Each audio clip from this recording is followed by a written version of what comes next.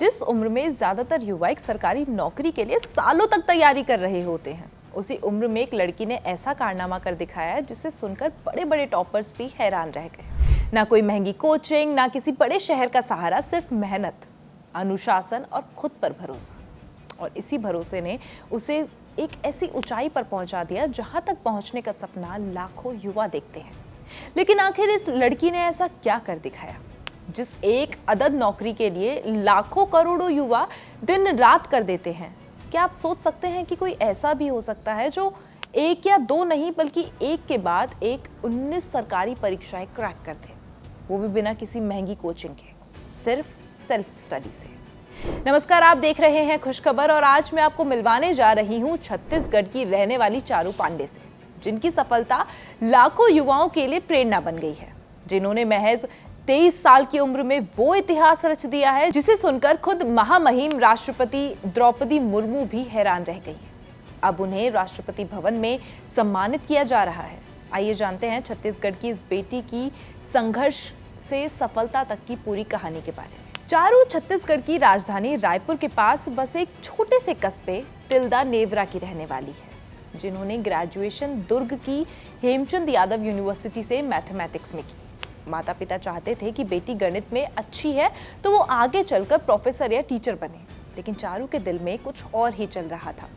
उन्होंने तय किया कि वो कॉम्पिटिटिव एग्जाम्स का रास्ता चुनेंगी। शुरुआत में उनका लक्ष्य इतना था कि बस कोई एक सुरक्षित सरकारी नौकरी मिल जाए, लेकिन जब उन्होंने तैयारी की गाड़ी आगे बढ़ाई तो वो गाड़ी ऐसी रफ्तार से दौड़ी कि एक के बाद एक परीक्षाओं के किले ढहते चले गए। एक्चुअली पहले तो मैंने सोचा नहीं था कि मैं इतने सारे एग्ज़ाम्स क्लियर कर पाऊंगी, क्योंकि मेरा फोकस सिर्फ एक गवर्नमेंट जॉब पे था। बट जितने भी फॉर्म्स निकलते थे वो सब पे अप्लाई कर करके एग्ज़ाम दे के ये हो गया।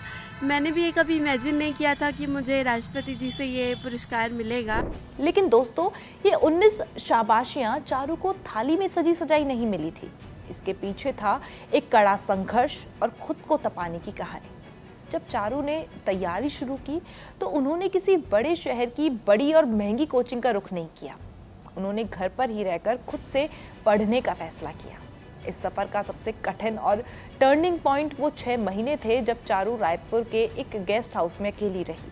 इस दौरान उन्होंने बाहरी दुनिया, सोशल मीडिया और हर तरह के डिस्ट्रैक्शन से दूरी बना ली। चारू बताती हैं कि उस फेज में वो दिन में करीब 20 से 22 घंटे पढ़ाई किया करती थी। अपनी पढ़ाई का खर्च निकालने के लिए वो छोटे बच्चों को ट्यूशन भी पढ़ाती थी। उनका मानना था कि बच्चों को पढ़ाने से उनके खुद के बेसिक्स और ज्यादा मजबूत हो गए। अब आप सोच रहे होंगे कि बिना कोचिंग के कोई इतनी सारी कठिन परीक्षाएं कैसे पास कर सकता है?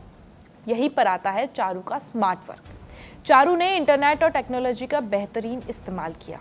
उन्होंने यूट्यूब पर मौजूद टीचर्स के फ्री लेक्चर्स देखे और नोट्स बनाए, और जब भी उन्हें किसी टॉपिक में कोई डाउट या उलझन होती तो वो किसी से पूछने के बजाय एआई यानी आर्टिफिशियल इंटेलिजेंस टूल की मदद लेती थी। उनकी सबसे बड़ी रणनीति ये थी कि वो सिलेबस पूरा करने के पीछे नहीं भागती थी।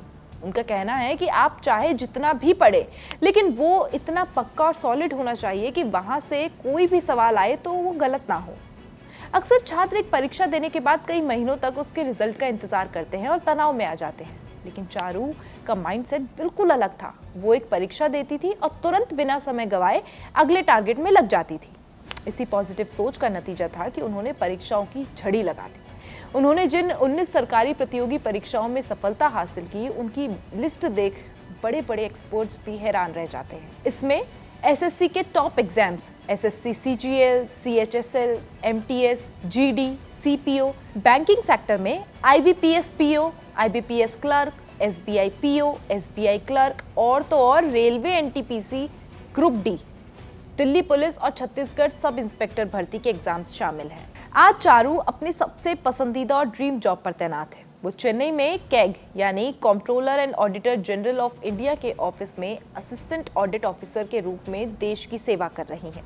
जब देश के गृह मंत्रालय और राष्ट्रपति भवन तक चारू की इस असाधारण सफलता की गूंज हुई तो हर कोई गौरवान्वित हो उठा।